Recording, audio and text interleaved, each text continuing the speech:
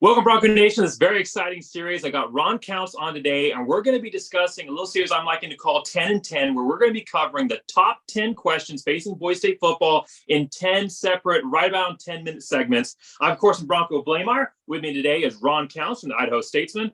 For great Boise State coverage all season long, make sure that you follow Ron. Make sure you follow Idaho Statesman on Twitter. Make sure that you subscribe to my channel, of course. And then Ron is also going to be writing an accompanying article with each of these videos, going a little bit more in depth about what we discussed today. So make sure that you go and subscribe to the Idaho Statesman as well, so you don't miss out on any of that great content. Thank you all for being here, and let's get to the questions. So our question for today is, which of the transfers will make the biggest impact for Boise State? And it's a big question because there are a lot of names to go through. It's a large transfer signing class. If you want more information on this, make sure you read Ron's article. He's going to deep dive all of this information. He's writing an accompanying article for each of these videos. Also, I made a video about the early signing class where I included highlights from each of their films. So make sure you go back and you watch that as well. I'll put that link in the description as well.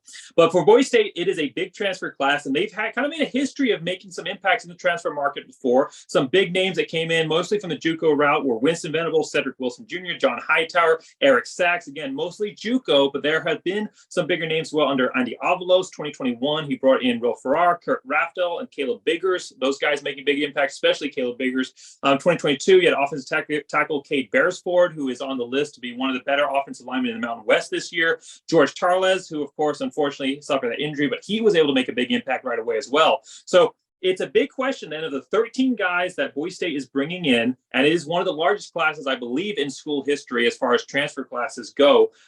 Who is going to make that biggest impact right off the bat? Who do you got when you look? Who stands out to you when you look at this list of guys? Well, the first two names are really easy. It's Tyler Weggis and Amarion McCoy. So Weggis is from Utah. He's a big defensive end / edge rusher, and he looked like it in the spring game. I mean, he just looks the part of an NFL-bound edge rusher.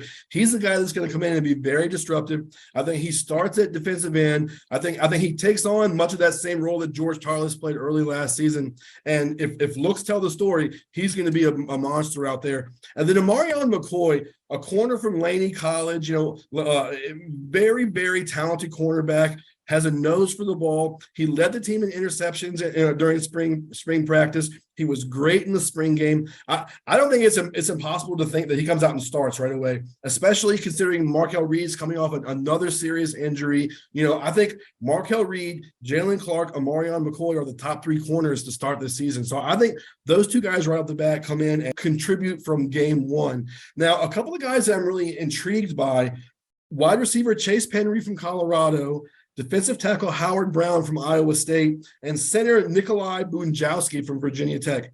So let's start with Penry. I'm intrigued with Penry because he's a bit of a mystery to us right now. We haven't seen him on the field. He didn't play in the spring. He had an injury that kept him out all year. He had a really productive career at Colorado. He's a guy that can come in, play the slot, play outside. So I think he carves out a role. The question is just when. We have to wait and see when he gets on the field. Howard Brown is just one of those athletes that just amazes me.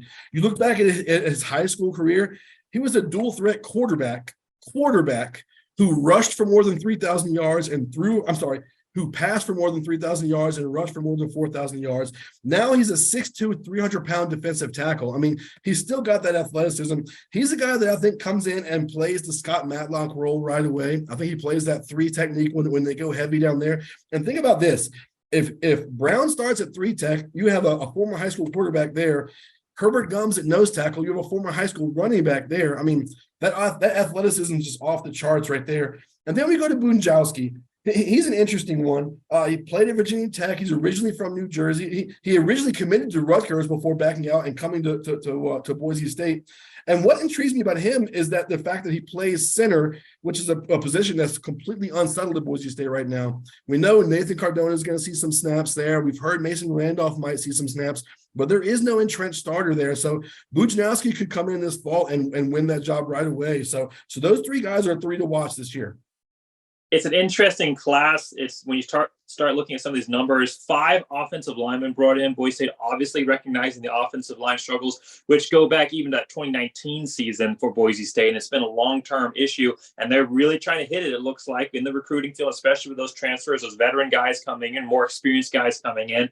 5 defensive linemen, probably noting the loss of Matlock, Obucheri, and Cravens there at the defensive line. So opportunity for some of those guys to get starts. And then you bring in a wide receiver, a cornerback, and two safeties. The biggest thing that stands out to me from this class is that in the past, like I said in my intro here, Boise State's kind of made their money off of those JUCO guys, but this is not a JUCO heavy class. There are 8 Power 5 guys in this class coming over. It's part of that transfer market portal that we have now in college football. It's kind of changed the game.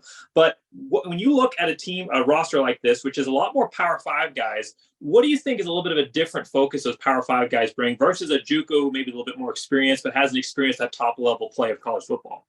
Well, there's a very distinct difference. When you bring in a Power 5 transfer, you're bringing him in to fill a need. You're not bringing him in to add depth, to add quality depth. You're bringing in a Titus Toller, a Tyler Weggis to fill a need. To play early, play right away. When you have a JUCO guy, maybe they went to JUCO because of grades. Maybe they went to JUCO because they weren't quite athletically ready. There's a million reasons why guys go to JUCO, but they usually have a little bit more baggage. They're a little bit more of a project. Those Power 5 guys are coming in to fill a need right away. Most of them only have 1 or 2 years of eligibility left, so they got to play right away. So yeah, I mean, I see those Power 5 guys as guys that are going to come in and are plug and play guys.